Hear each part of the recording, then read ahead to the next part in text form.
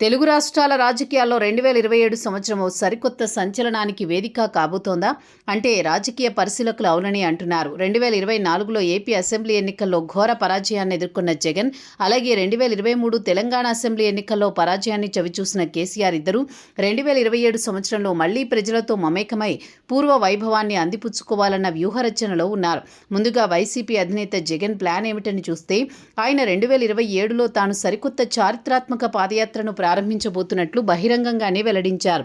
ఈ పాదయాత్రకు సంబంధించిన పూర్తి రూట్ మ్యాప్ను రాబోయే కొద్ది నెలల్లో వైసీపీ శ్రేణులు సిద్ధం చేయనున్నాయి. అయితే ఈసారి జగన్ వ్యూహం చాలా స్పష్టంగా ఉంది. 2027లో అడుగు ముందుకేస్తే మళ్లీ 2029 అసెంబ్లీ ఎన్నికల ముగింపు వరకు ఆయన నిరంతరం ప్రజల మధ్య ఉండేలా ప్రణాళికలు రచిస్తున్నారు.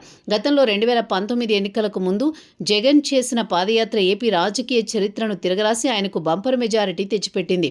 ఇప్పుడు 2026 దాటి 27 రాగానే అదే మ్యాజిక్ను మళ్లీ రిపీట్ చేయాలని జగన్ గట్టి పట్టుదలతో ఉన్నారు. కూటమి ప్రభుత్వంపై ప్రజల్లో వచ్చే వ్యతిరేకతను పూర్తిగా తన వైపు తిప్పుకోవడానికి సుదీర్ఘ పాదయాత్ర ఏకైక మార్గమని ఆయన నమ్ముతున్నారు. ఇప్పుడు బీఆర్ఎస్ అధినేత కల్వకుంట్ల చంద్రశేఖరరావు విషయానికొస్తే, ఆయన కూడా జగన్ రూట్నే ఫాలో అవ్వాలని నిర్ణయించుకున్నారు. ఆయన కూడా ప్రజలతో మమేకమవ్వడం ద్వారా మళ్లీ పార్టీకి పూర్వ వైభవం తీసుకురావాలని నిర్ణయించుకున్నారు.